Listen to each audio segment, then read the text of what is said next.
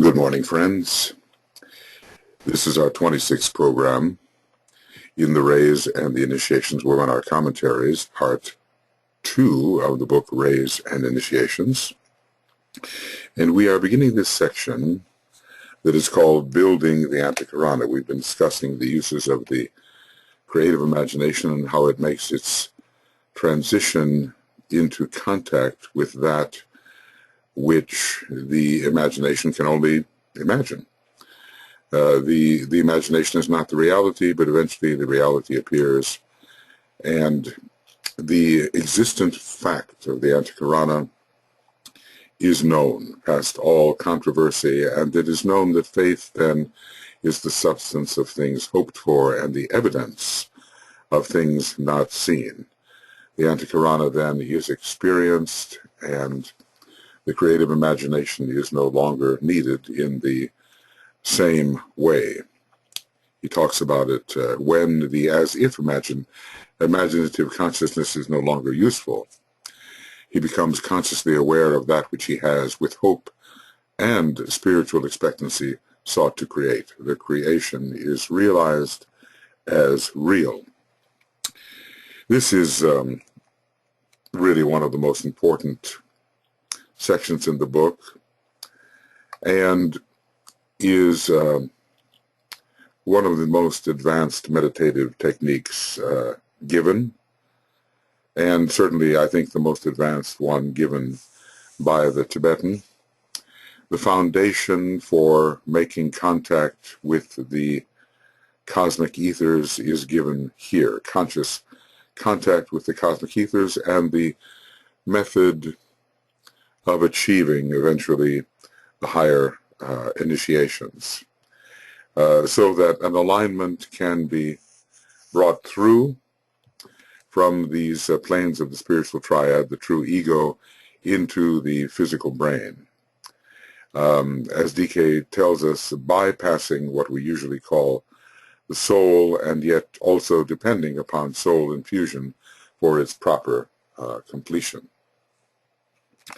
Building the Antakarana, then.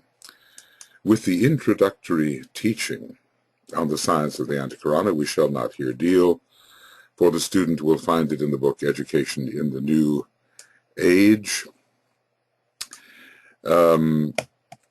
Yes, it's interesting that the educators of the New Age have a specific role in the building of the Antakarana, and the chakras which they use are the crown or head center. Always that chakra is involved in these new C groups, the ajna center, and the throat center. So it's a very mental combination. It deals with the head primarily, and not so much with the heart. And a very, I would say, Mercurian combination.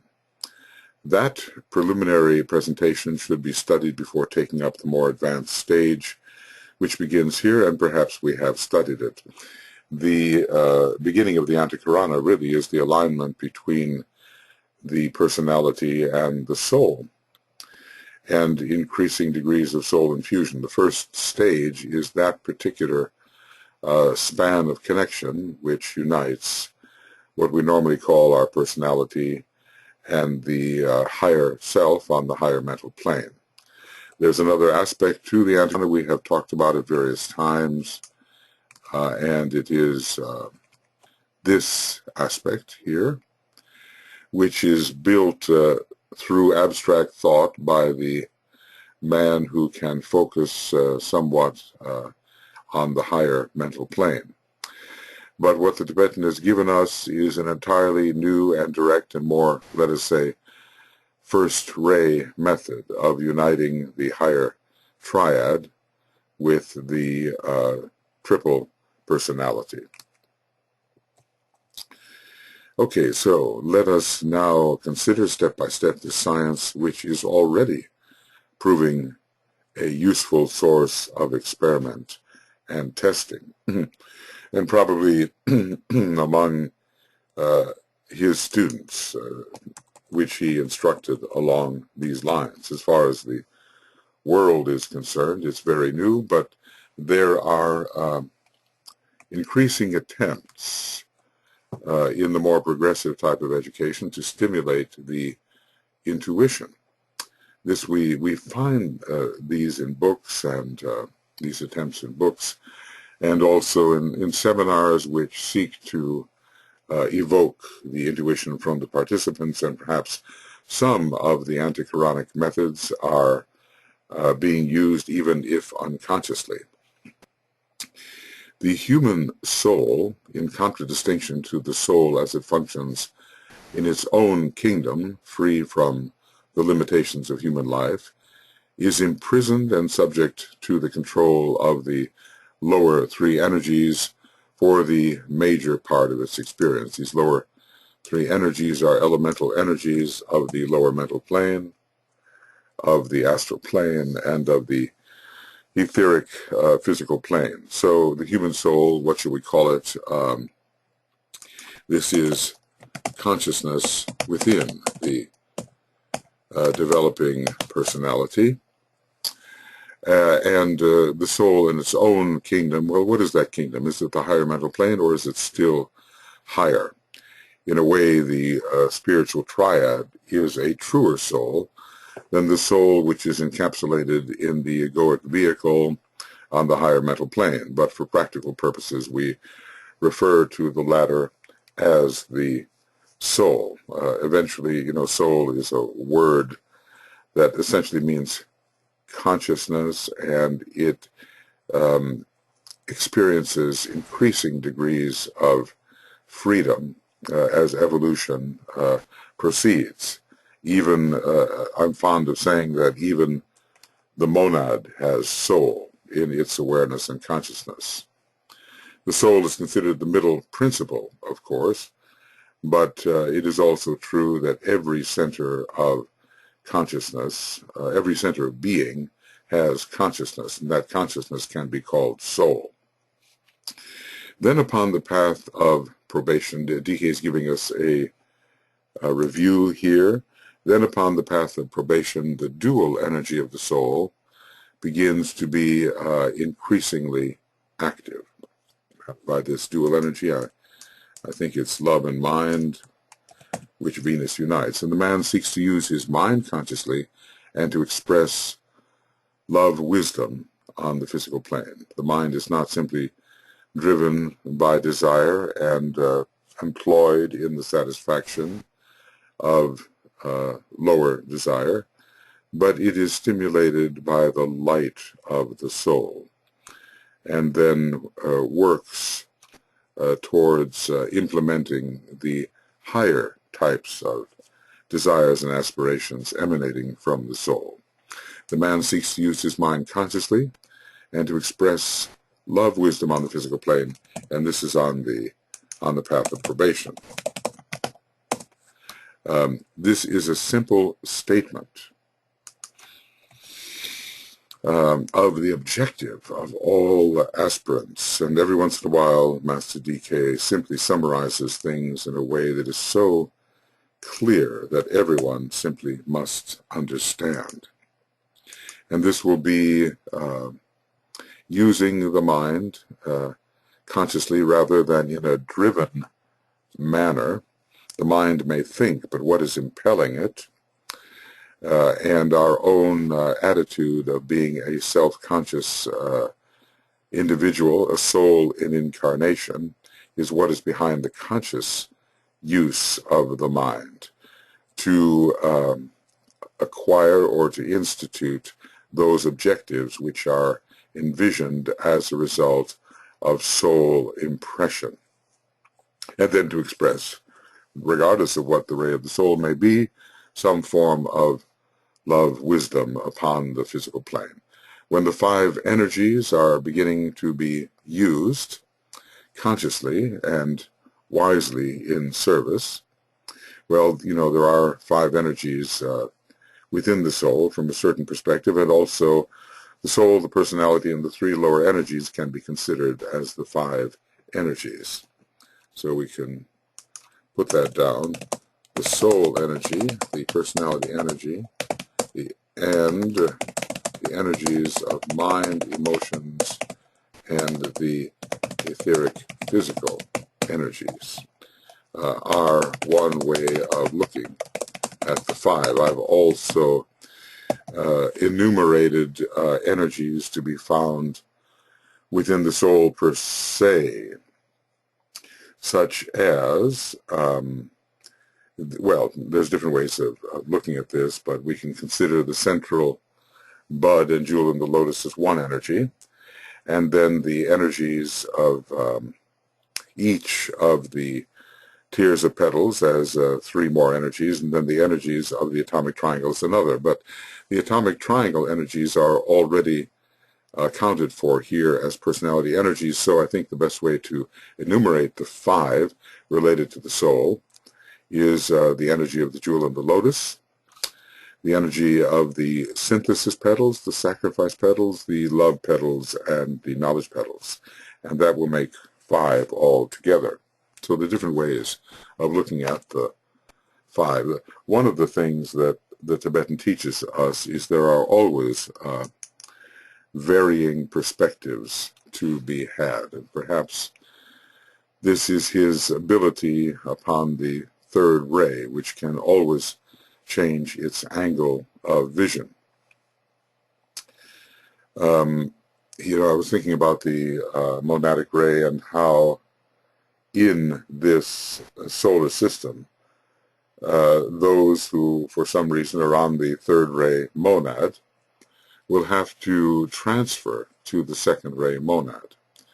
And I was wondering about the Buddha in this respect. Certainly everything in Cosmic Fire hints and even is stronger than a hint in describing or informing us that the Buddha is a third-ray monad. I have conceived of Master DK also along this line with the second-ray soul, but then who is to tell about the transference of the third-ray monads to the second ray? And it's not necessarily that all monads on the third ray came from the previous solar system. I think in the case of the Buddha, it is the case, because the seeds of the earlier solar system ripened in him. But there is a reference that Master DK has given about us, which includes himself, which strongly hints that he is not from the earlier solar system, though I would say from the moon chain. These speculations will be clarified when he himself indicates that they are either correct or incorrect. One can only reach ahead with one's mind and say these are possibilities and not hold on to them too strenuously as if they were some kind of dogma. They are speculation, and the speculation may stimulate along the way the intuition. So anyway, the aspirant will use his mind increasingly consciously and will express love, wisdom on the physical plane. When the five energies are beginning to be used consciously and wisely in service, a rhythm is then set up between the personality and the soul. This is why the seventh ray age of rhythm will see such advancement in the relationship between the soul and personality. It is as if a magnetic field were then established and these two vibrating and magnetic units attracting each other, or grouped energies, swung into each other's field of influence. So let's just say that service helps to induce this rhythm, and the beneficial interplay which results from this rhythm. So a rhythm is then set up. When the five energies are beginning to be used consciously and wisely in service, a rhythm is then set up between the personality and the soul. It is as if a magnetic field were then established, and these two vibrating magnetic units, or grouped energies swung into each other's field of service. This is we can say a Mercurian or Geminian happening, because the two brothers of the brother and sister, the brothers in the light, there reaches a point where they begin a type of a mutually instructive interplay. The soul comes to know the personality even better, and certainly the personality comes to know the soul. This happens only occasionally and rarely in early stages. So it's as if there are two quite independent centers of force or magnetic units, and later it occurs more constantly. And thus a path of contact is established, which eventually becomes the line of least resistance, the familiar way of approach, as it is sometimes called. So we are speaking of the spiritual and serviceable interplay between soul and personality, established through rhythmic service. And thus the first half of the bridge, the Antakarana, is constructed. So it's, as I've been saying, it's the contact between the soul and personality which is considered to be the first half of the bridge. So serviceable contact between the soul and personality is to be considered the first half of the bridge. In other words, if we're looking at it, this particular red line, this particular red line is to be considered the first half or the first part of the Antakarana. Okay, by the time the third initiation is completed, the way is completed. Well, at least the communication with an aspect of the spiritual triad is completed. The Antakarana, of course, extends beyond that, and there are things that can be done at the fourth initiation, or realized at the fourth initiation, which cannot be realized at the third, and likewise with the fifth. But the word completed is used. It says this way is completed. This linking of the lower soul-infused, relatively soul-infused man with the higher triad. Is the man completely soul-infused at the third degree? Well, for all practical purposes, very much so. But the fourth degree gives us complete soul infusion, and it is that complete soul infusion which is one of the major causes of the destruction of the causal body.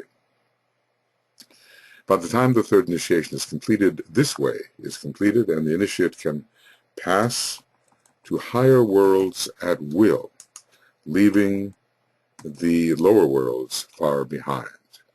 And this is even at the third degree, which is quite remarkable, this deliberate focusing at a higher point of tension, which reveals higher worlds. Or he can come again and pass upon the way that leads from dark to light, from light to dark, and from the underlower worlds into the realms of light. And this sounds like something from the old commentary or from a master. When D.K. puts these things in quotes, we know they are not his words per se. But anyway, this structure, this subtle structure in light is our way of escape from the imprisonment of the lower types of energies which constitute the personality. Well, we are in a darkened chamber at the moment. Some of the presentations in the old commentary talk about the individual in the darkened room, in the pyramid, in the darkened chamber, in a dimly lit room, and so forth, in an ark. You know, I'm thinking about the Blessed One, who really is the monad in extension, and he has made his way into the darkness, and from the darkness he has to extricate himself, or at least pass into greater light on a path of return, always pursued in a different manner depending upon the ray.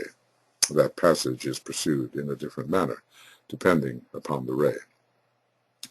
So the initiate can pass to higher worlds at will, leaving the lower worlds behind, or he can come again and pass upon the way that leads from dark to light, from light to dark, and from the lower worlds into the realms of light. And what is dark and what is light? You know, sometimes the more spiritual realm is considered the dark, and the more manifested realm is considered the light. So it depends on how we look at it. But generally speaking, the worlds of the senses in which we customarily live in our personality life is the world of dark. And increasingly, as we rise through our higher vehicles and past the concrete mind, we are beginning to enter worlds of light. And as we truly enter the cosmic ethers, then we are actually entering the worlds of light. And the greatest center of light in our constitution will be the monad itself upon the monadic plane. Thus the two are one, and the first great union upon the path of return is completed. Okay. So this is, I think he's speaking of the first half of the bridge. And by the time this way is completed, the communication between well, now maybe I have to look at this in another way. By the time the third initiation, this way is completed. One way of looking at this is that soul infusion is completed, and the individual is let's see, mostly soul-infused personality. We may not yet be speaking of the union between the mental unit and the monastic permanent atom, but earlier in this discussion he did say that when the third initiation occurs, that too has happened. Not only the strong degree of soul infusion, what, 75%, something like that, maybe more, not only the strong degree of soul infusion, but the link between the mental unit and the monastic permanent atom is also completed. So let us say that at the third degree, it is probable that there is a strong degree of soul infusion,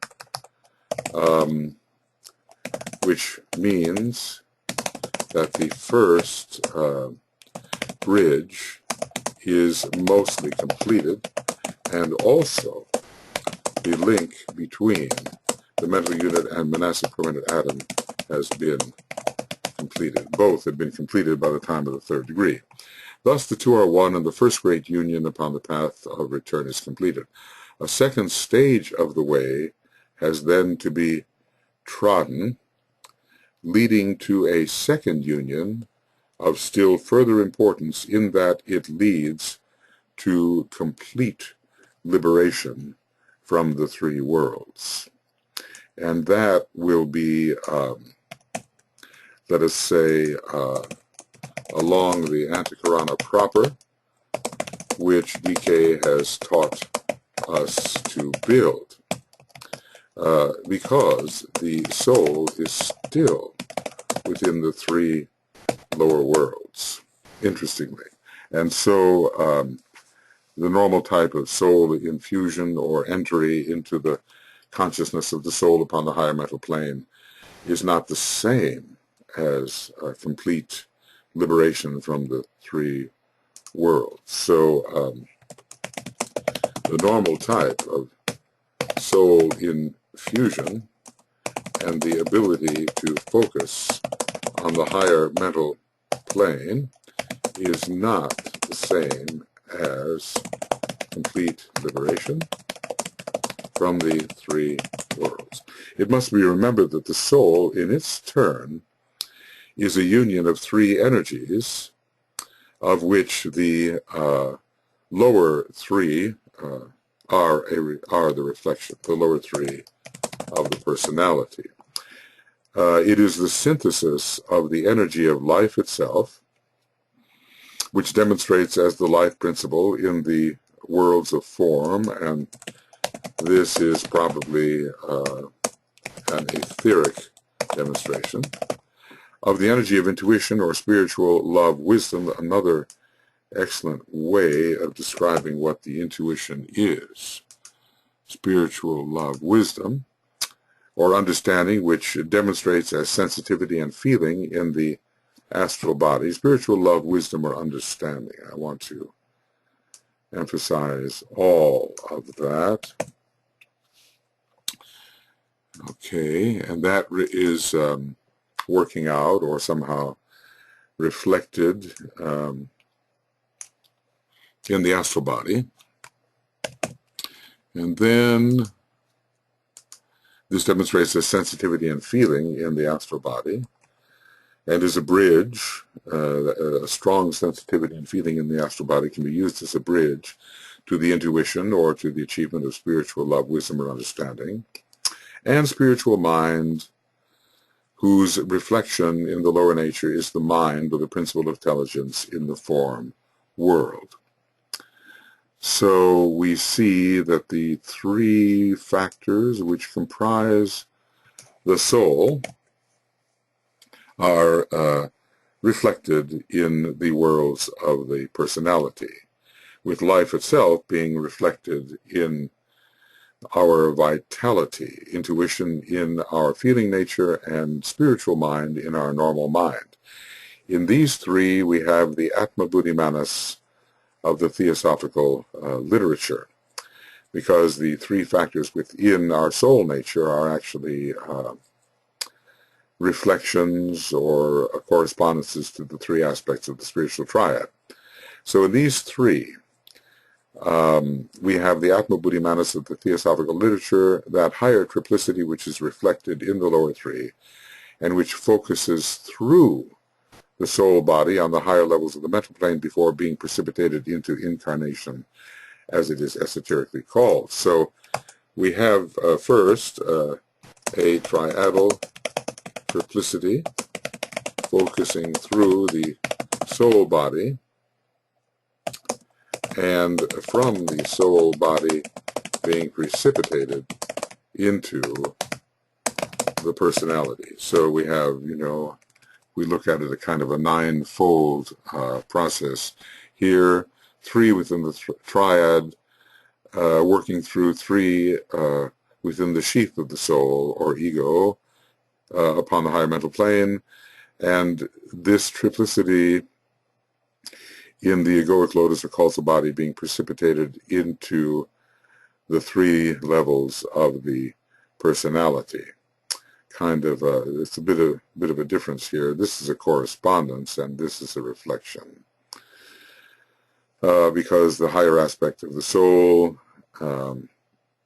is reflected, let's just say the highest aspect of the triad is reflected in the ether. The middle aspect of the triad is reflected in the astral nature, and the lowest aspect of the triad within the mental nature. But here there's more of a superimposition.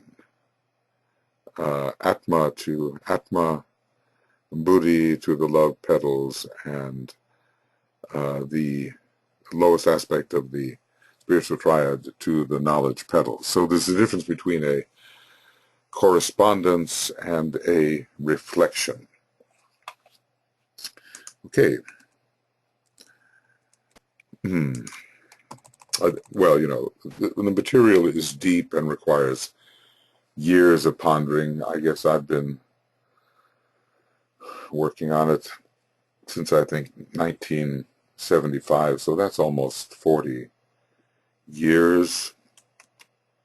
I hope I find myself a little closer to understanding, but I realize that so much that is given in the rays and the initiations will have to be made practical in a future incarnation when much of the smoke clears.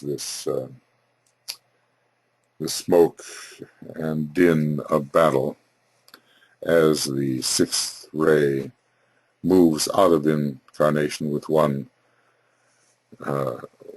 great final recrudescence, we might say, and the seventh ray establishes itself firmly and without opposition from the sixth ray. We're not yet to that point. Modernizing the concept, we might say that the energies which animate the physical body and the intelligent life of the atom, the sensitive emotional states, and the intelligent mind have eventually to be blended and transmuted into the energies which animate the soul. I guess one of the ways of looking at this is that eventually the content of the atomic triangle will be blended with and transmuted into the content of the three higher permanent atoms, and this will happen at the fourth degree. And these are the spiritual mind conveying illumination, so the intuitive nature conferring spiritual perception and divine livingness. Well, this really is, as described here, Manas, Buddhi, Atma, and in that order. Interesting that at the third degree, which has sometimes been called the illumination, the abstract mind is involved. The abstract mind of the spiritual triad is directly involved in bringing the illumination which is experienced at the third degree. Spiritual mind conveying illumination. The intuitive nature conferring spiritual perception. How is illumination different from spiritual perception? Perhaps the factor of participation is different. There is, that's not it. There is greater participation and identification with spiritual perception. And, you know, it's the intuition reveals things as they actually are, and illumination helps us move towards the realization which intuition confers. Okay, well, let's get participation spelled correctly. Okay, so eventually there will be an elevation of all of these lower energies into that of which they are a reflection. They already exist within the soul body. The focal points that we call the atomic triangle are found in the lower part, we are told, of the egoic lotus. So they are already, in a sense, part of our soul nature. But they have to be elevated into our triadal nature eventually when what we call the soul and the personality are destroyed in their own right at the fourth initiation. And then whatever we become in the lower worlds through the power of Kriya Shakti is generated from the permanent atoms of the spiritual triad, which are less complex than the permanent atoms and mental unit in the lower worlds. They are threefold, but they are sufficient through, I suppose, monadic power, which is Kriya Shakti, to generate whatever vehicles we need, and those vehicles are no less complete, probably far more sensitive and useful than the personality vehicles which are generated through the normal processes of reproduction. After the third initiation, the way is carried forward with great rapidity, and the bridge is finished after.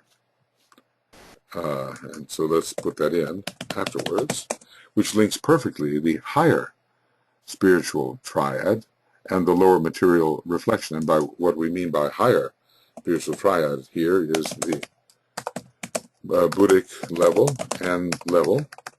legal, and the Atmic level.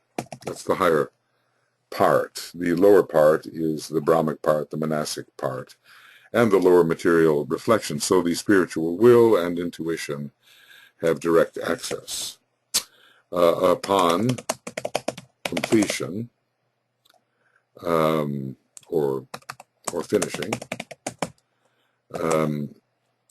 there is more direct access to the spiritual will and to the intuition, or what is it called up here? Intuition or spiritual love, wisdom, or understanding, the Buddhic nature. The three worlds of the soul and the three worlds of the personality become one world wherein the initiate works and functions, seeing no distinction regarding one world as the world of inspiration and the other world as constituting the field of service, yet regarding both together as forming one world of activity. So we're moving towards simplification, towards fusion, and this is after the true initiation has occurred. Now this may be, of course, before the fourth initiation has occurred. What is being described here takes place before the fourth initiation occurs. Of these two worlds, the subjective etheric body, or the body of vital inspiration, and the dense physical body are symbols on the external plane. And that is pretty clear, pretty obvious. We are now moving into some type of contact with or apprehension of this vital electric body, and we look at it in physical terms at least as an archetypal world, which really animates the dense physical vehicle. And eventually, of course, the soul-infused personality will represent on the cosmic dense plane what the physical body represents on the systemic physical plane, and the spiritual triad will represent what our systemic etheric body represents. So we concretize it somewhat, looking at it as the relationship between the dense physical body and the etheric body, the body of vital inspiration, but there is this higher correspondence with which we are working and which we are taking into consideration. The three worlds of the soul. Well, there's a triplicity in the soul, but the true soul is the etheric body and the worlds of the personality. I think we have to be working before the fourth degree within the causal body. We are not yet free from it, but it is a correspondence to the world of the spiritual triad, and much of what may be found in the spiritual triad is being expressed through what we normally call the soul, and that's where the third degree initiate works. Now, after the third degree, a greater freedom of the triad is produced because the sheath of the spiritual triad, which the causal body is, has been destroyed. Now, maybe sometimes in our meditations, our high meditations using the Antikarana, we can get fleeting glimpses of what that freedom might be. But pretty much before the fourth degree, we are conditioned by the egoic vehicle, what we normally call the soul. How is this bridging Antikarana to be built? Where are the steps which the disciple must follow? I deal not here with the path of probation whereon the major faults should be eliminated. Not all faults, right? Okay. Right. Not all faults, and whereon the major virtues should be developed. So this is higher teaching in this book. Much of the instruction given in the past, and there's already been, by the time DK is writing here, some 27 years of instruction, something like that, because he began working with Alice Bailey in 1919, and this section of the book was begun in 1946, and then went on from there to, I suppose, 1949.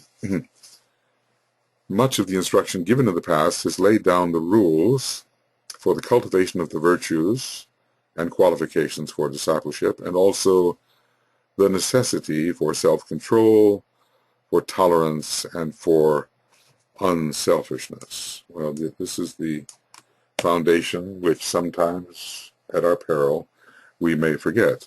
But these are elementary stages and should be taken for granted by the students.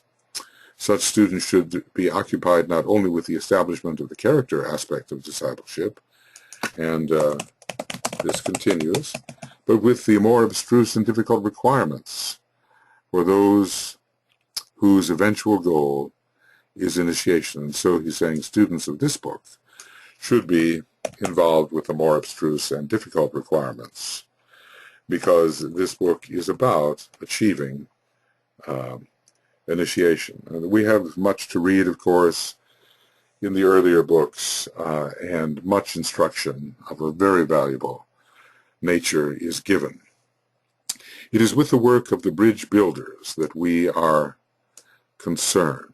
Mercury, Gemini, the fourth ray, the bridging ray, and also the second ray as a bridging ray between the first and third aspects of divinity. It is with the work of the bridge builders that we are concerned, a very interior matter.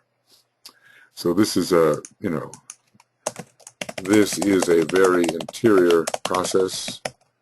It may demonstrate changes on the outer planes in terms of the quality of service, but at first we are dealing with very subjective matters. First, let me assure you that the real building of the Antikarana takes place only when the disciple is beginning to be definitely focused upon the mental levels. Well, look at the second initiation, which gives us spiritual intelligence and mental illumination. The second initiation gives us spiritual intelligence and mental illumination. So I think he's telling us that it's only rather well after we have taken the first degree, and when we are beginning to hold in our sights the potentials of the second degree, at which these two mental factors have to be established, that the building of the Antikarana can really occur.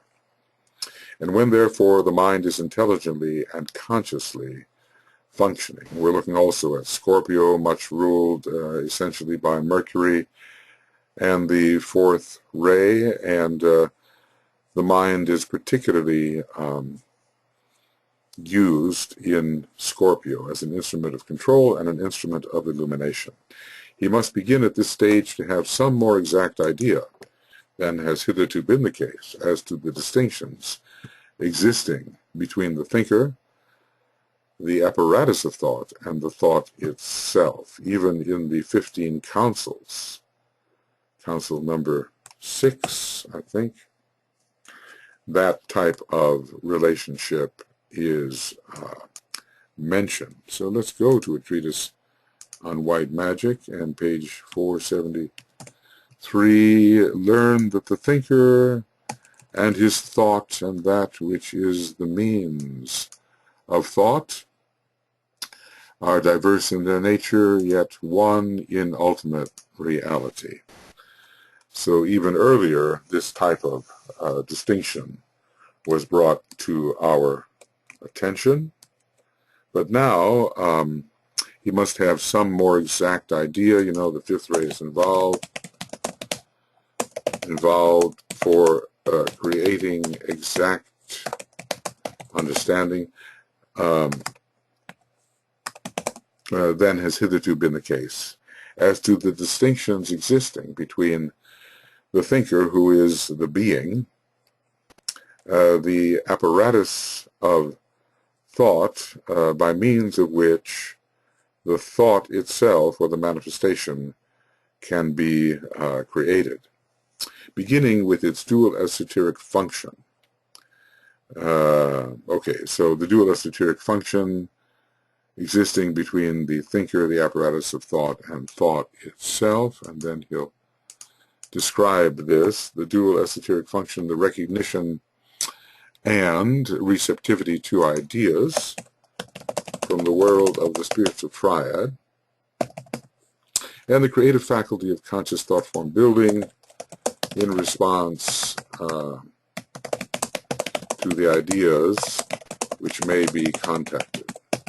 So the mind is oriented towards that which is above, receiving impression from this rather formless world, although it's all on the cosmic physical plane, but still relatively formless world, and then creating, in relation to the lower three worlds, thought forms which are meant to help to institute the divine plan. So this is all this before the Antikarana can really be built.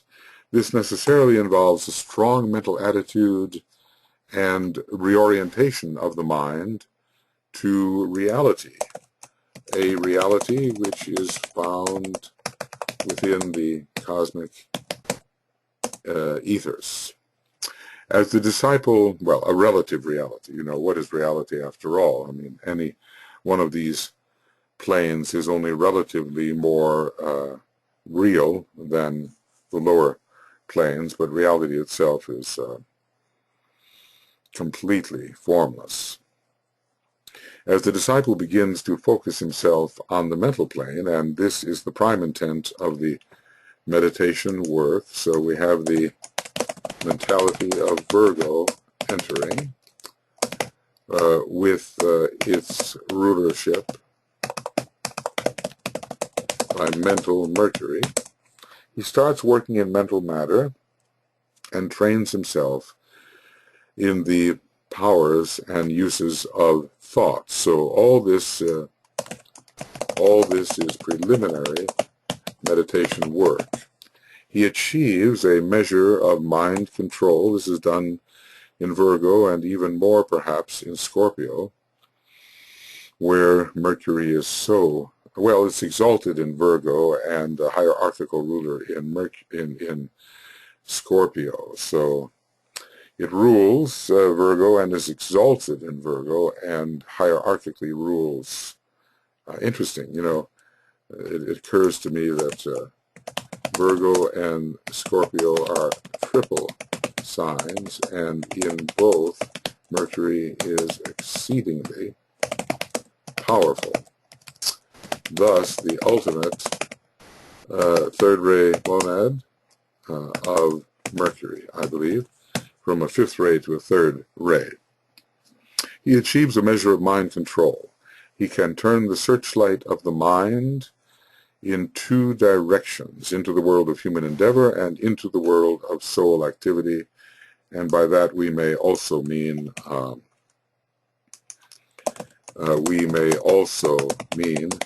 triadal activity.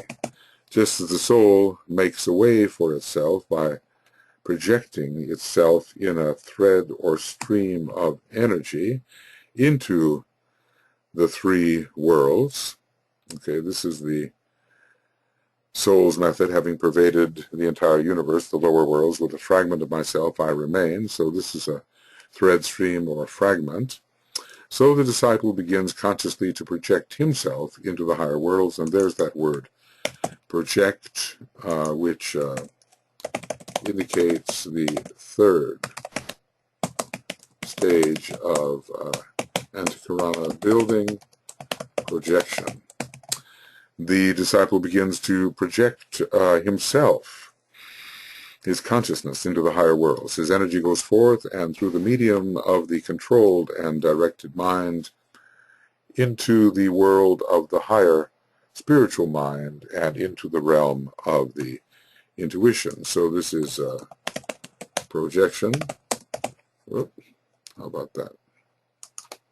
Projection into the abstract mind and into the Buddhic nature, the intuition, the pure reason, and what is called here the world of spiritual love wisdom. So a reciprocal activity is thus set up even in the preliminary meditation work. So even in the preliminary meditation work, and this response between the higher and lower mind is, well, the soul also embodies higher mind, not necessarily abstract mind, but on the second subplane of the mental plane, higher mind can be found. Even on the third subplane of the mental plane, higher mind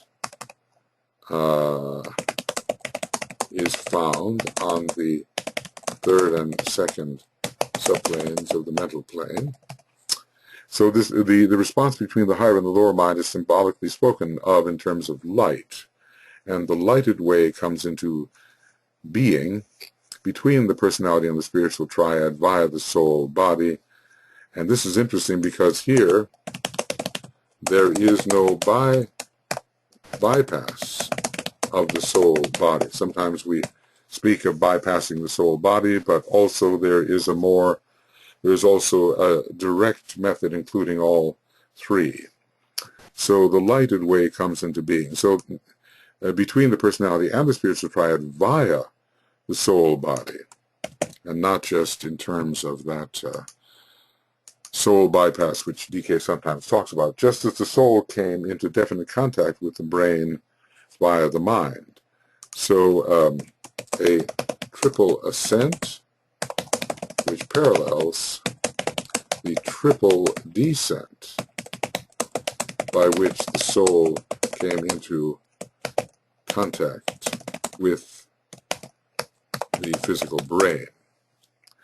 So this lighted way is the illumined bridge. Okay, into the world of higher spiritual mind. I suppose, yeah, this is the abstract mind. This is the abstract mind. So we're talking about two things here. We're talking about the normal meditative process which connects the personality with soul, but in this paragraph we are also extending this idea via the term projection, so that the individual is projecting himself and his energy into the world of the spiritual triad. So these two refer to the triad and not the soul. These two, the spiritual mind and the realm of intuition, refer to the spiritual triad and not the soul, though there are reflections of it in the soul. These two refer to the spiritual triad and not so much the soul. So a reciprocal activity is set up. The response between the higher and the lower mind is symbolically spoken of in terms of light, and the lighted way comes into being between the personality and the spiritual triad via the soul body. Well, there's also a lesser lighted way which occurs as the personality is establishing rapport with the soul per se before establishing rapport with the spiritual triad. But now we are actually, we've made a transition in this paragraph from talking about the earlier type of meditation, and into the world of soul activity. Up to this point, we are talking about the world of human endeavor and the mind being turned into the world of soul activity.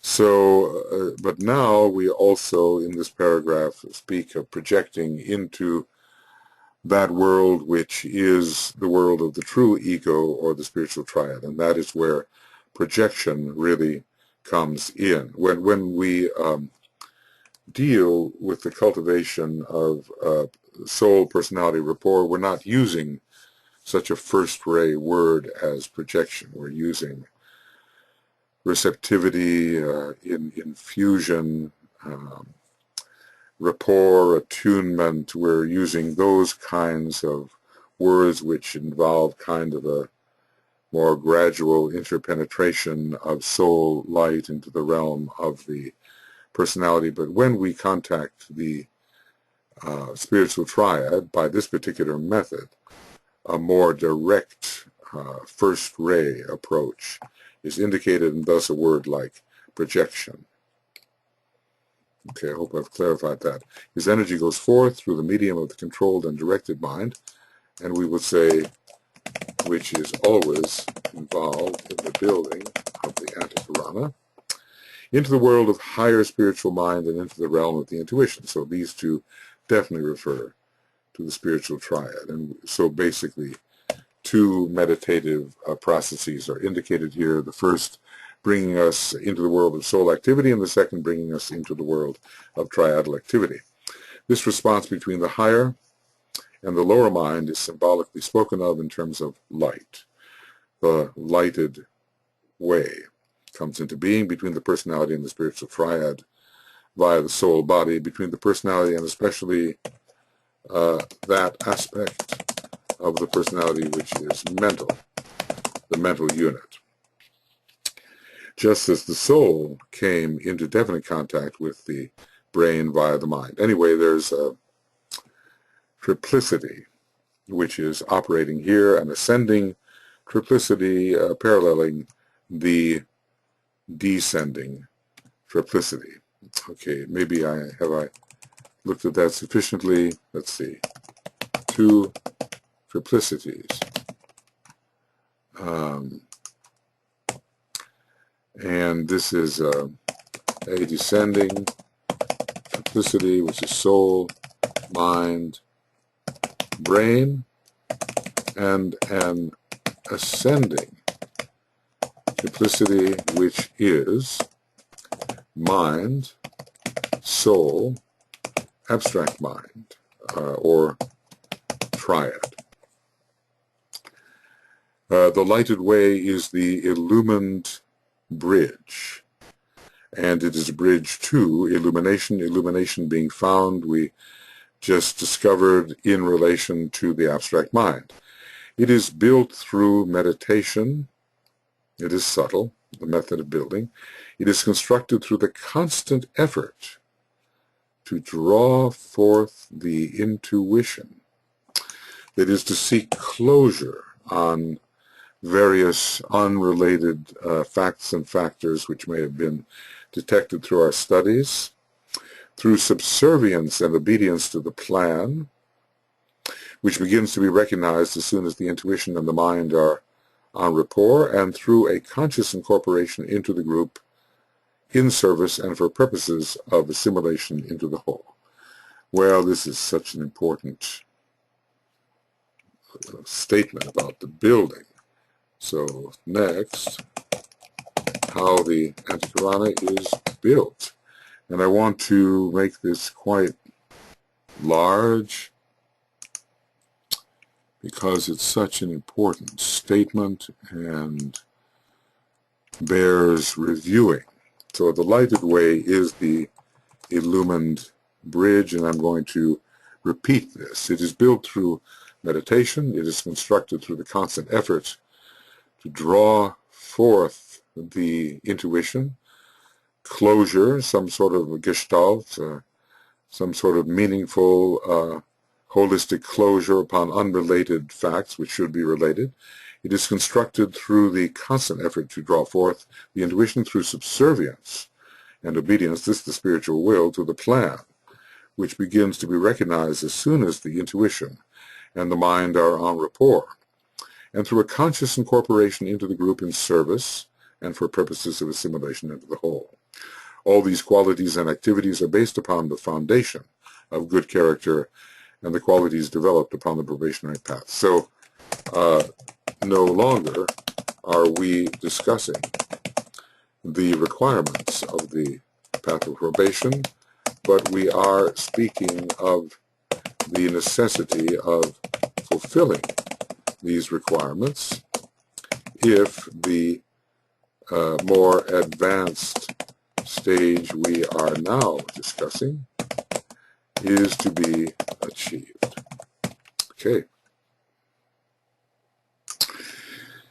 If we look then at the summary of what will help build this Antikarana, we find that meditation, the attempt to draw forth the intuition, the obedience to the plan as realized, and service with the purposes of assimilation into the whole. I should add that, assimilation into the whole. Absorption into the whole. This is what identification is all about. Realization, esoteric experience, and absorption into the whole. The effort to draw forth the intuition requires directed occult meditation, but not aspirational. Occult, but not aspirational meditation, although there is a, it has to be said, there is a relationship between aspiration and the response of the intuition, as we have discussed in relation to Sagittarius. The arrow of aspiration returns as the arrow of intuition, but more effectively, the drawing forth of the intuition will be done through directed occult meditation. It requires a trained intelligence so that the line of demarcation between intuitive realization and the forms of the higher psychism may be clearly seen. And the intelligence is the discriminating power in this case. It can determine what is real intuitive realization and what is a lesser reflection of that, perhaps in the forms of the higher psychism. Of course, actually, if we look at the various cities or powers that are found on the various subplanes, we can say that intuition is, in a way, a form of the higher psychism, the higher sensitivity. It requires a constant disciplining of the mind so that it can hold itself steady in the light, and not wander off into other more familiar considerations, and the development of a cultured right interpretation based upon a broad education, I would say, so that the intuitive knowledge achieved may clothe itself in right thought forms. There is, of course, the possibility of receiving a stream of intuition and clothing it improperly. A stream of intuition can be improperly clothed so that the intuition has no real useful application. All right, the effort to draw forth the intuition. This is one of the ways of building the Antikarana. Occult meditation, not involving the aspirational nature, but an intense focusing of the mind held steady in the light. Trained intelligence, so education is involved. Occult education and study, so that we can discern or discriminate, let us say, between intuitive realization and the higher psychism. A constant disciplining of the mind so that it can hold itself steady in the light, a restraining a restraining of the mind from its usual involvements in thoughting, as it is sometimes called, and the development,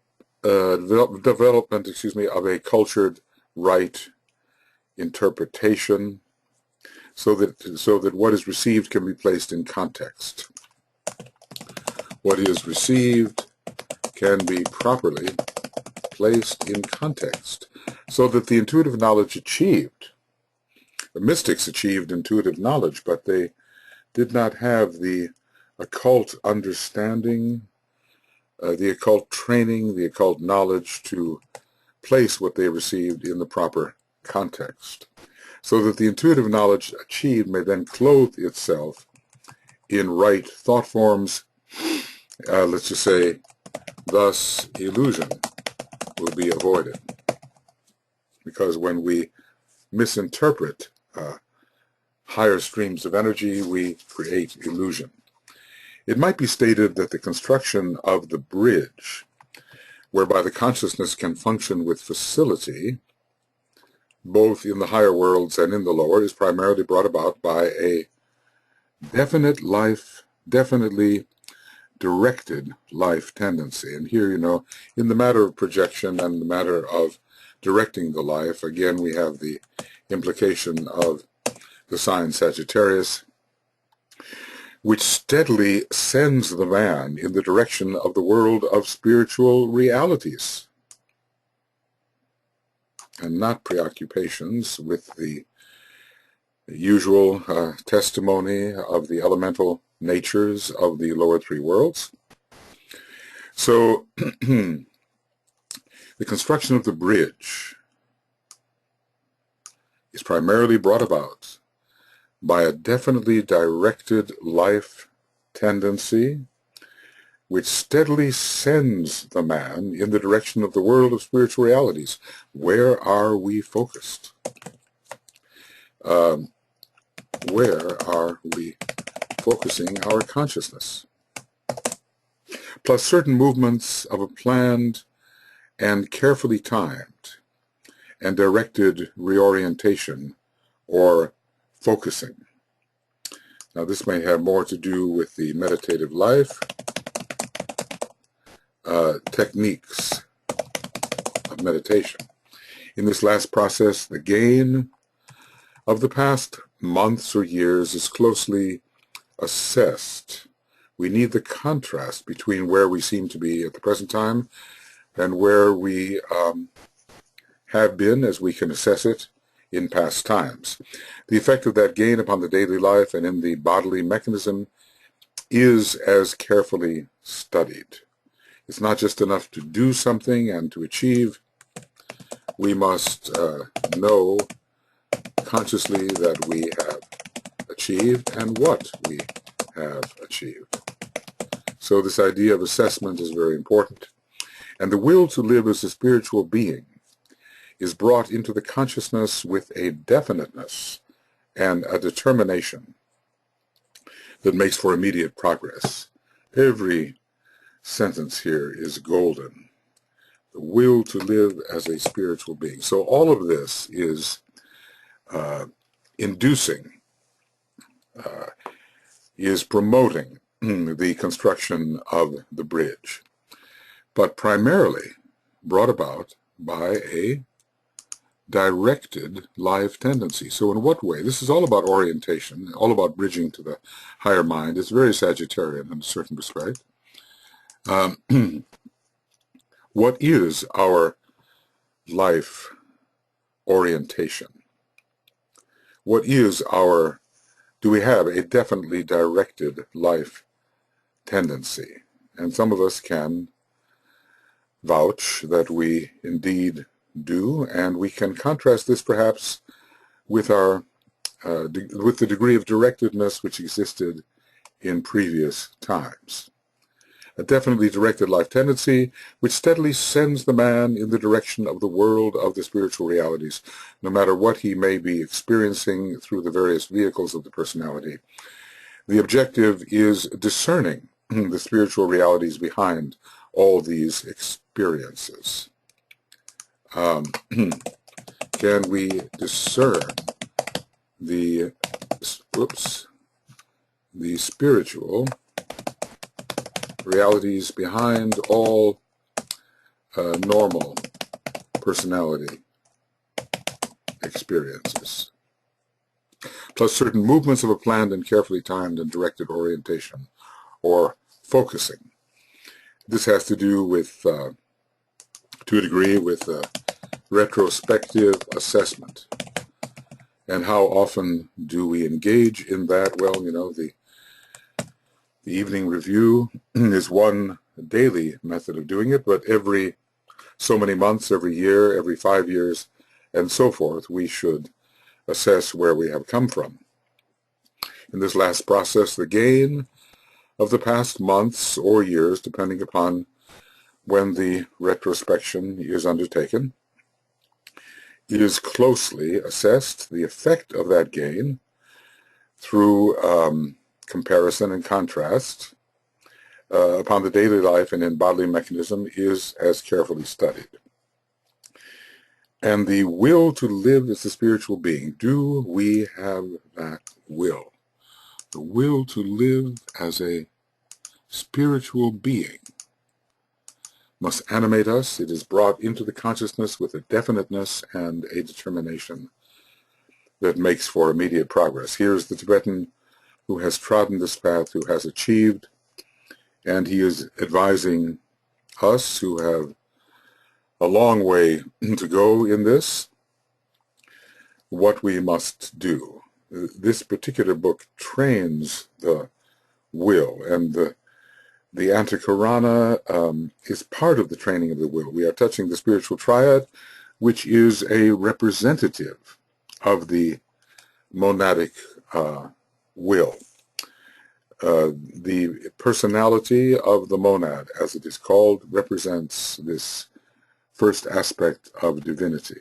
So when we get into the process of Antakarana building, our spiritual will is activated, and our will to live as a spiritual being is definitely strengthened, and, well, DK tells us immediate progress is the result.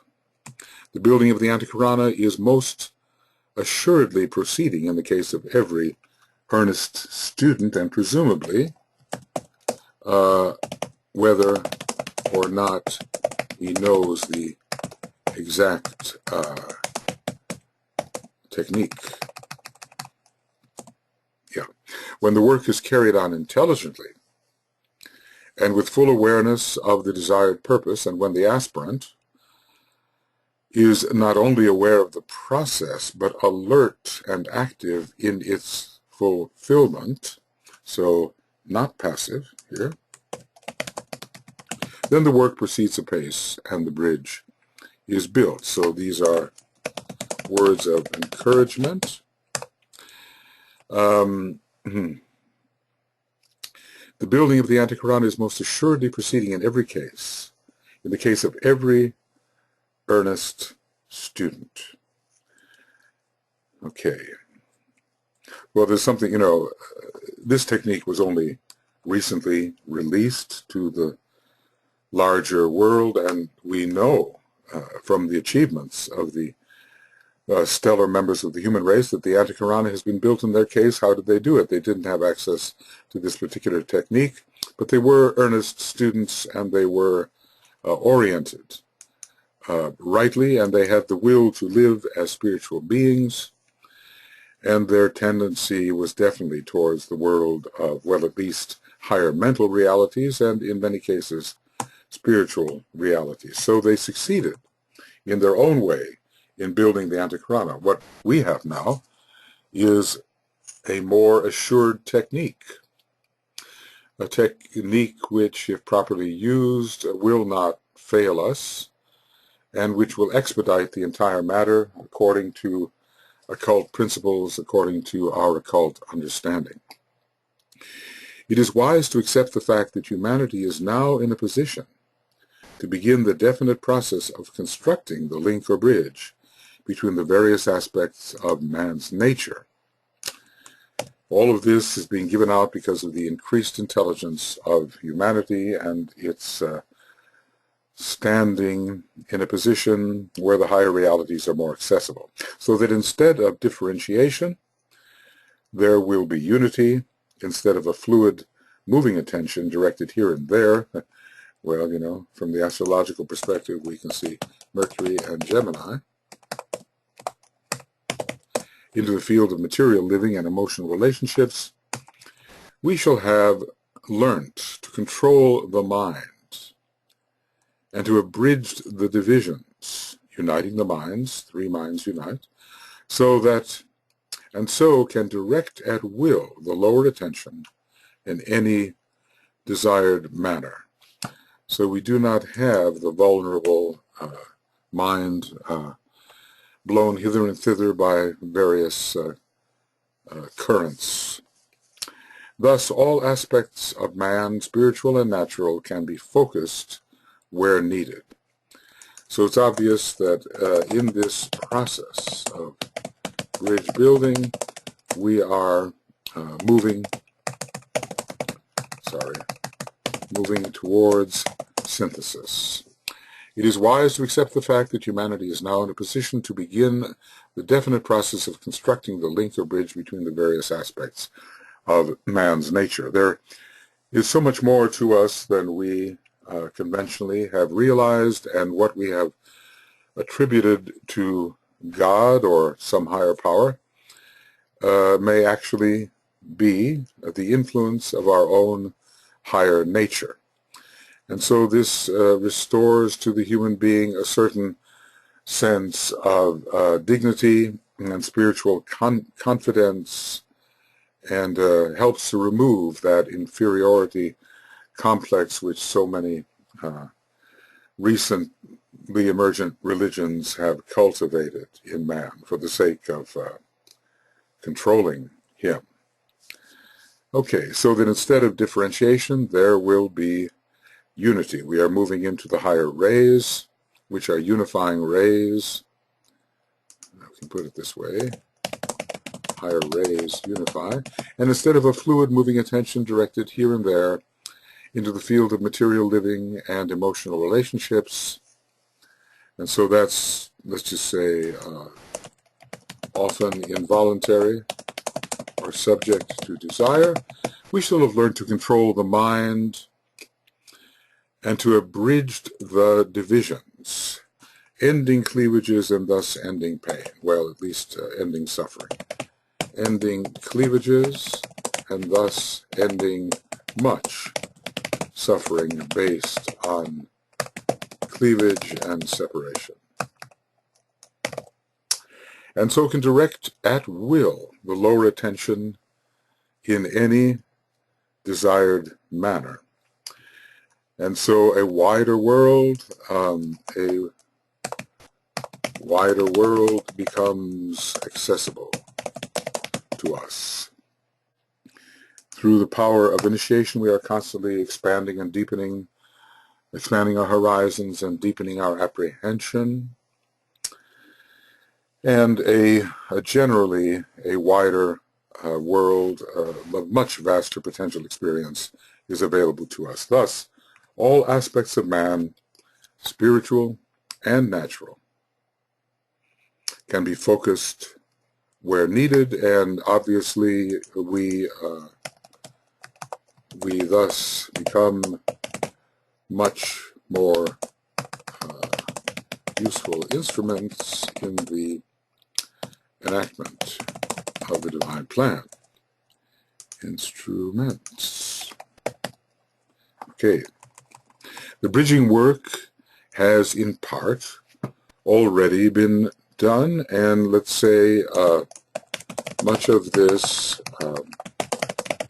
through an instinctual upreaching. Humanity has as a whole already bridged the gap between the emotional astral nature and the physical man. so that what we desire we can carry out physically. That which we desire we can carry out physically. Of course, it doesn't, it is bridging work, but it's certainly not very high bridging work when we compare what the majority of human beings have achieved with what we are being taught here. When we study the egoic lotus, we see really how few petals of the lotus are unfolded for so many, and thus it is here the bridging work is in relatively early stages for the vast majority. Okay, so humanity as a whole has already, as a whole, bridged the gap between the emotional astral nature and the physical man, not necessarily between the emotional physical man and the mental nature, not yet for the majority. It should be mentioned here that the bridging has to be done in the consciousness aspect and concerns the continuity of man's awareness of life in all its various aspects. So for the majority, being physically and emotionally aware simultaneously presents no problem. Simultaneously, the energy which is used in connecting, see, it's awareness, it's bridging in consciousness, bridging in awareness. It's being able to hold and register several different fields simultaneously. Bridging in consciousness and awareness. The energy which is used in connecting in consciousness, the physical man and the astral man, is focused in the solar plexus, which has a degree of dominance over the lower centers. It's the highest of the lower centers, interestingly. Even though it's connected with the second aspect of divinity, it finds itself in the superior position relative to the sacral center, I suppose, relative to the spleen, though that's a lesser center, and even relative to the base of the spine. Many today, speaking in symbolic terms, are carrying the bridge forward and linking the mind with the two aspects already linked, but this is not yet the great majority. This thread of energy emanates from or is anchored in the head.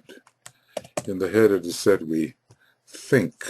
So really the irrational aspects of man are subdiaphragmatic, and the physical nature is very much connected with the sacral center and to a degree with the base of the spine.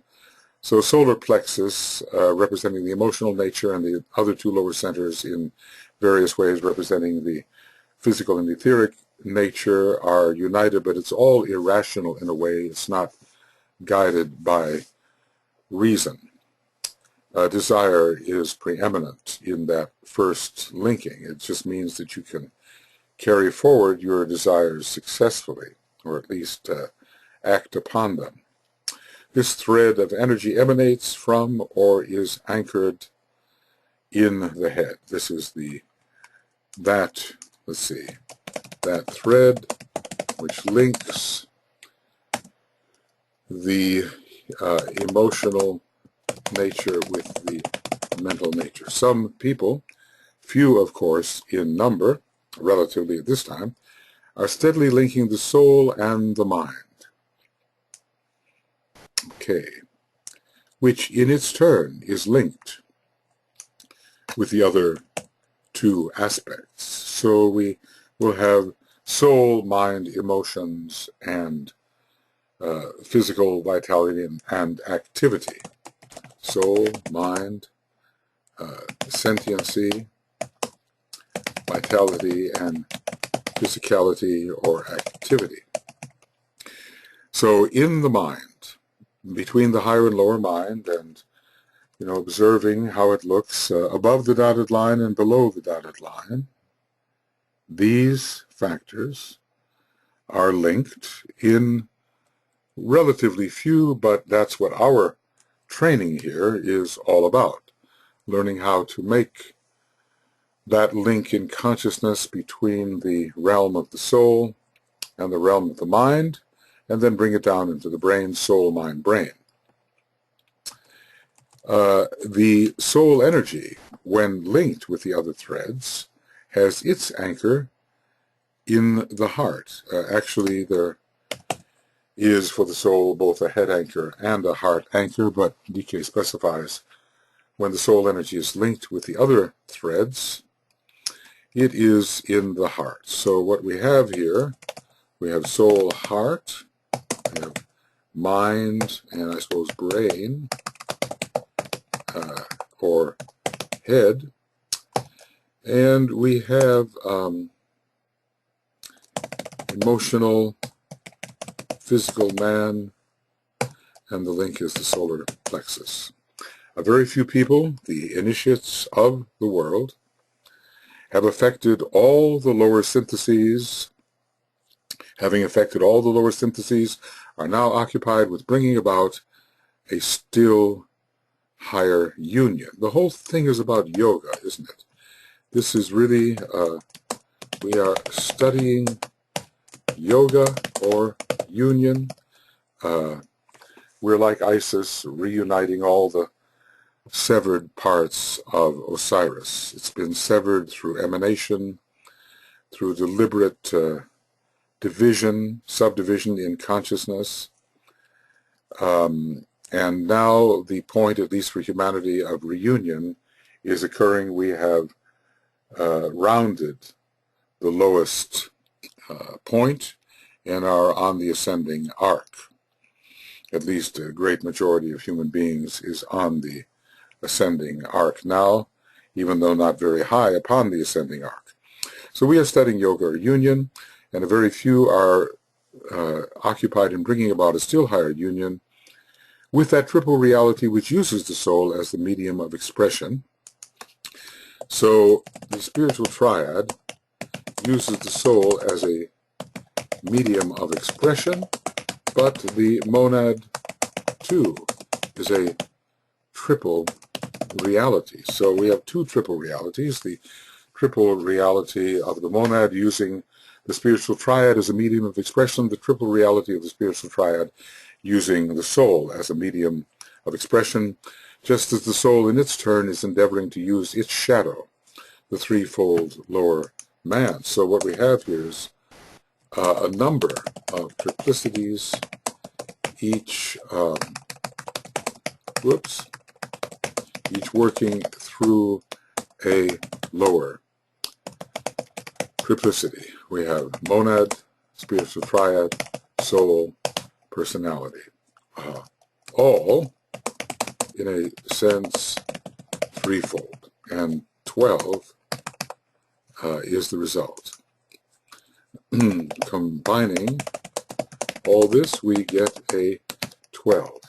Now, you kind of wonder, it strikes me that maybe the personality per se, as that combined elemental, maybe the personality, Makara, is the 13th, and therefore problematic in this alignment. It has to be eliminated so that the triplicity of monad, triad, and soul can reach directly through into the lower vehicles and not be short-circuited or have its energies driven below the diaphragm to support the lower elemental life in a way which is not in line with the higher intention.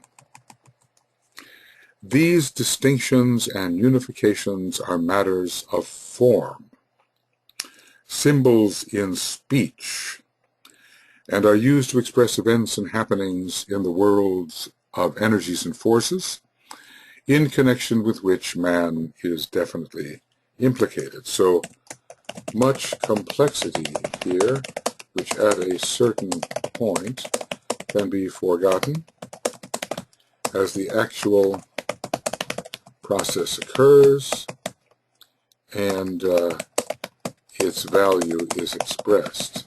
It is to these unifications that we refer when the subject of initiation is under consideration, so we might actually say that initiation is unification.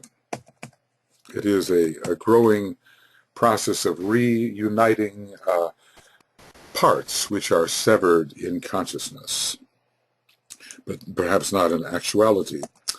Initiation, the reuniting of parts which are severed in consciousness, but not in terms of energy, although the union in consciousness will promote a greater energy flow between these different aspects of man. Okay. It will be useful if we repeat here a few statements made in an earlier book. Wonder what that book is. Well, maybe he's not saying here. But we're getting into the technicalities here of the dual life and hence of the initiatory process. Students should train themselves to distinguish between the Sutratma and the Antakarana. One is the life thread and one is related to the augmentation of consciousness, but also it brings about certain energy augmentations as well. Between the life thread and the thread of consciousness. Okay, this is interesting. So in this particular case, I think if I can, because I oftentimes use it, in this particular context, okay, in this particular case, this is the auto-correct facility. So in this particular case, the Antakarana seems to be called the consciousness thread. There's the consciousness thread, the creative thread, and the life thread. These are extensions of energy, flows of energy, means by which one center is connected with another, one vibratory level with another. The threads, obviously, threads are used to unite, to bring back together that which has seemed to be separated and is at least separated as far as the consciousness is concerned. The one thread is the basis of immortality and, in a sense, extending from the monad, and the other the basis of continuity, and what he means here is a continuity of consciousness, the simultaneous registration of a number of vibratory levels. So here lies a fine distinction for the investigator. Immortality, the continuity or the continuation of being, and the other, the continuity of consciousness, so that we are not shut out of the other vibratory domains. With continuity of consciousness, we are not shut out of other vibratory domains in which activity is occurring simultaneously with the activity of which we are presently aware. I mean, there's so much going on right now on the different levels of our nature, on the emotional plane, on the mental plane, on still higher planes. Are we aware of them? It is happening. Do we have this kind of continuity of awareness? Are we able to simultaneously register many different happenings and continue to do so? Are we able to register a number of different vibratory happenings in our nature and continue to do so without having one or the other shut out of our awareness? So via these threads we are piecing the vibratory domains together in such a way that simultaneous registration is possible. So, thus, simultaneous registration becomes possible. So, between immortality and continuity, a fine distinction is to be made. Well, we cannot help but be immortal. There is a continuation of the being that we are. It cannot change. Being cannot change. I think we need to put that idea down. Being, per se, cannot change or be extinguished. As far as continuity of consciousness goes, well, these are still early days for that. I suppose if we wish to, we can be simultaneously physically, emotionally, and mentally aware. Can we bring in soul and triadal awarenesses simultaneously with those? Can we bring in the registration of being, which is a monadic registration, simultaneously with the registration of, let us say, spiritual will,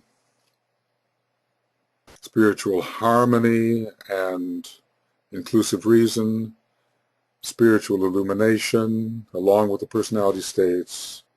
Can we hold all those simultaneously? Can we register and hold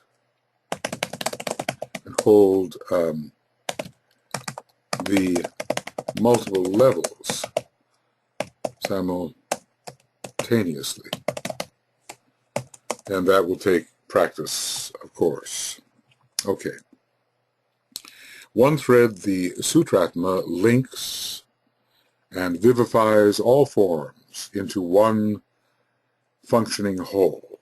The forms live and are one. I am the form in which all forms are merged, and embodies in itself the will and the purpose of the expressing entity, be it man, God, or crystal. So it, let's just say, holds the forms related, forms vitalized and related.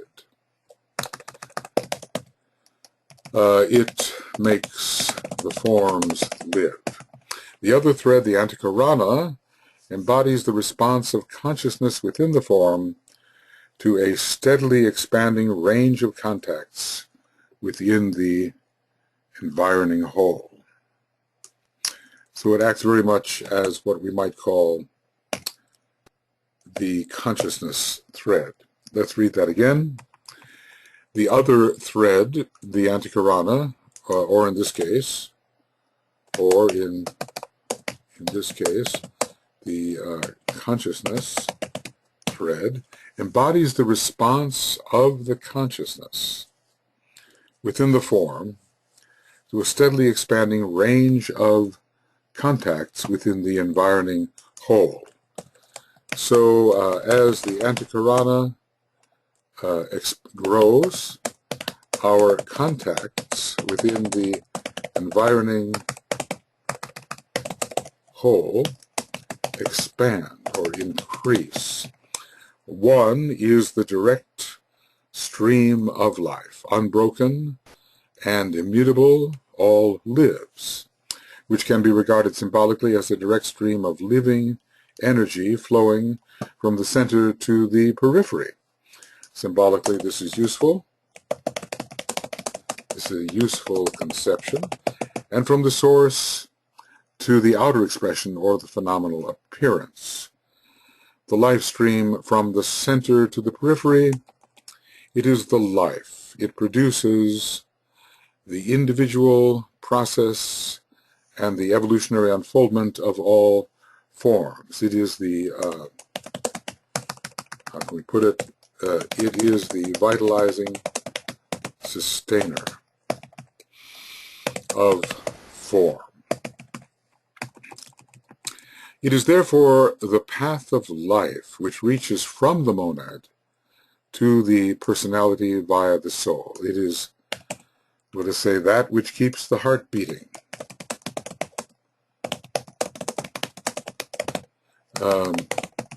This is the thread soul, and it is one and indivisible. It is being in all forms. It conveys the energy of life and finds its final anchor in the center of the human heart, and this is very important, and at some central focal point in all forms of divine expression. In other words, there is the correspondence to the heart in all forms of divine expression. Okay. So, from the monad, from the center of being to that which in any form of divine expression represents the heart. Naught is and naught remains but life. God is. The Lord for A stands firm. Being exists alone. Naught else is. And this is Dyna 2, page 285, the 6 trumpeted words. Being alone is. Life alone is. Naught remains but life, even as all forms disappear. Life is untouched. Let's go to that, because that is so wonderful in this context. 285, God is. The Lord for A stands firm. Being exists alone. Naught else is. And all is created, of course, here. But eventually God is, time, space, the middle one, with form and process go, and yet for A remain, pure reason then suffices. Being cries forth and says, and it is not given what it says. Death crumbles all, existence disappears, yet all for A remains. That's the mystery. Untouched, immutably the same, God is. So this is relating to the life thread. Naught is and naught remains but life, and I think DK uses certain synonyms for being, and I think life is one of those synonyms. Naught is and naught remains but life. The consciousness thread, Antakarana, I think I'm just beginning to make the connection between Antakarana and consciousness thread. Sometimes I had discriminated them wrongly in the past, is the result of the union of life and the substance, or the basic energies, which constitute the first differentiation in time and space. So arising from Mula Prakriti, the substance, which is Mula Prakriti in differentiation. This produces something different, which only emerges as the third divine manifestation after the union of the basic dualities has taken place. So basically, spirit and matter in union produce Antakarana, or the consciousness thread. The consciousness thread, Antakarana. So we're always expanding our consciousness, and there are particular ways, cult ways of doing this, is the result of the union of life and the substance or basic energies which constitute the first differentiation in time-space. So basically we're speaking of, this is the relation of spirit and matter. Okay. This produces something different, which only emerges as a third divine manifestation after the union of the basic dualities has taken place. The life thread, the silver cord, one wonders why silver, or the Sutratma, is, as far as man is concerned, dual in nature. The life thread proper, which is one of the two threads which constitutes the Sutratma, is anchored in the heart, while the other thread, which embodies the principle of consciousness, is anchored in the head. So the life thread involves the life thread proper and an anchoring also of the principle of consciousness in the head. And so we see that in the development of the Antakarana, the head will be involved. And when we talk about from where will we project, we can think of the area of the head as an area, as a launching pad for projection. The life thread, the silver cord of the Sutratma, is, as far as man is concerned, dual in nature. Okay. The life thread proper, which is one of the two threads which constitutes the Sutratma, is anchored in the heart, while the other thread, which embodies the principle of consciousness, is anchored in the head. So let's just say, as it seems to say here, that man's life thread seems to include the consciousness thread. This you already know. But I feel, the need to constantly reiterate. In the work of the evolutionary cycle, however, man has to repeat what God has already done. So what has descended must be replicated by that which ascends. What has descended must be replicated by that which descends. He must himself create, both in the world of consciousness and of life. Like a spider, and this is, a third ray symbol. Oops, third ray symbol. Man spins, connecting threads, and though there has been an underpinning which has linked all things in terms of life, man has to reconnect all that has been divided in his consciousness through the process of differentiated emanation. He must himself create both in the world of consciousness and of life. Like a spider, man spins connecting threads and thus bridges and makes contact with his environment, thereby gaining experience and sustenance. Through his connections, he is sustained.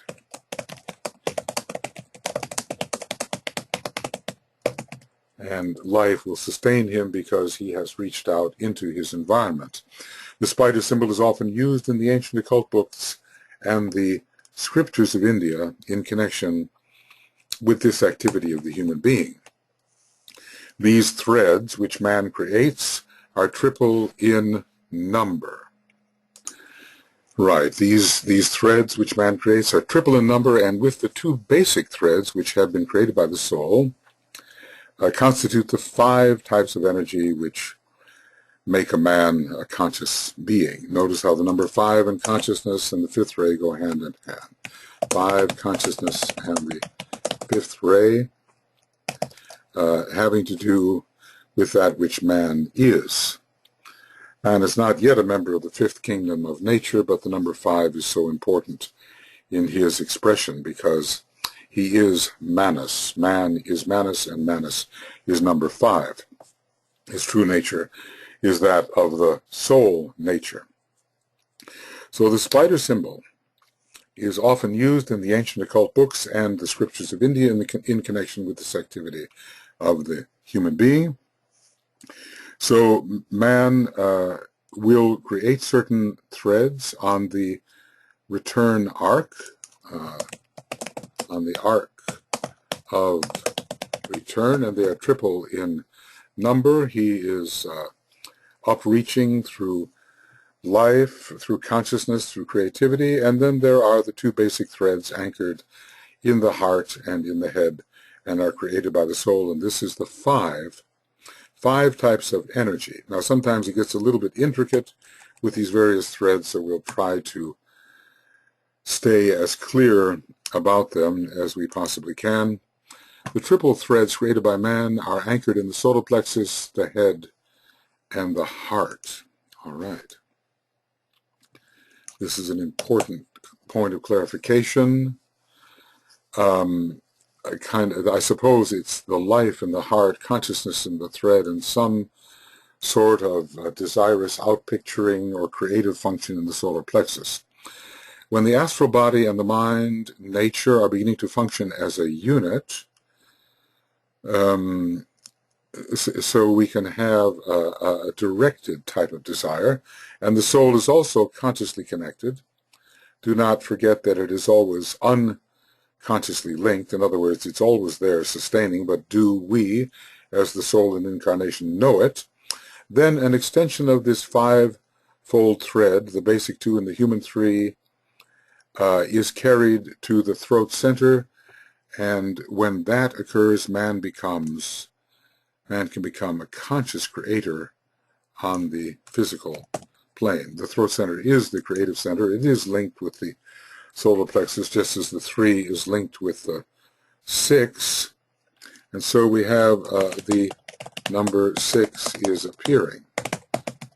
From these major lines of energy, lesser lines can radiate at will, and it is upon this knowledge that all future intelligent psychic unfoldment may be based. Right? Because psychism is the registration of that which exists but normally is not sensed, and the threads can provide a media of registration. I think a lot is being given here that is somewhat concealed, but is now being slightly revealed, giving us the key to the science of psychism in the future. So the triple threads created by man are anchored in the solar plexus, the head, and the heart. When the astral body and the mind nature are beginning to function as a unit, see, there's a kind of creativity that goes on through the outpicturing in desire, but later it becomes a conscious creativity when a thread or extension is lifted to the throat. When the astral, and then we have head, heart, and throat, of course. When the astral body and the mind nature are beginning to function as a unit, and the soul also is consciously connected, because it's always there, but we are aware then of soul force operating in our consciousness, an extension of this five-fold thread, the basic 2 from the soul, and the human 3,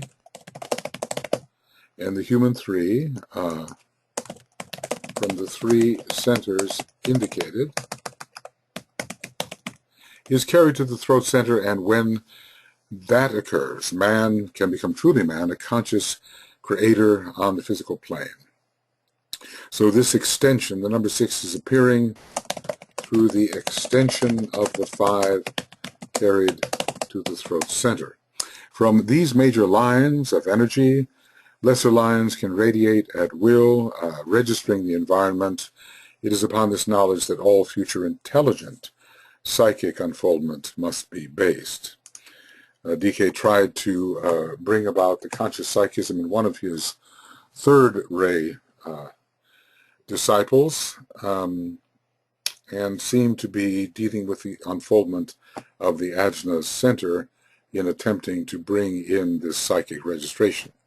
In the above paragraph and its implications, you have a brief and inadequate statement as to the science of the Antikarana. So every once in a while, he summarizes, epitomizes a great mass of information in a few words. I have endeavored to express this in terms symbolic, if you will, which will convey a general idea to your minds. We can learn much through the use of pictorial and visual imagination. Okay. Oh, I do remember this section. It is intricate and requires much pondering. The dual life thread, which is composed of life, the life thread proper, and the consciousness thread, and eventually there will be a creative thread involved here. It will have to do with the third aspect of divinity, and it will extend from the throat center. Man has to create both in the world of consciousness and of life, and he has to work with the various chakras in the extensions of these threads. Okay, so we can learn much through the use of pictorial and visual imagination, and here we have a few more things before we will end this program.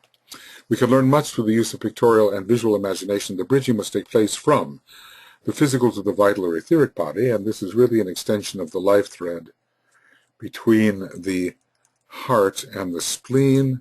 And I suppose the spleen represents the vital body and also the vitality of the physical body.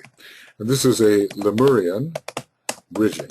It happened long ago. From the physical and vital, regarding them as a unity, and this was achieved through Lemurian initiation, ACH, okay, to the astral or emotional vehicle. So we enter the Atlantean phase. This thread emanates from or is anchored in the solar plexus and is carried upward by means of the aspiration till it anchors itself in the love petals of the egoic lotus. So this is an interesting angle. Threads can rise into the egoic lotus, and the thread which unites the physical vital man with the emotional man arises in the solar plexus. So the thread which unites the physical vital man and the emotional man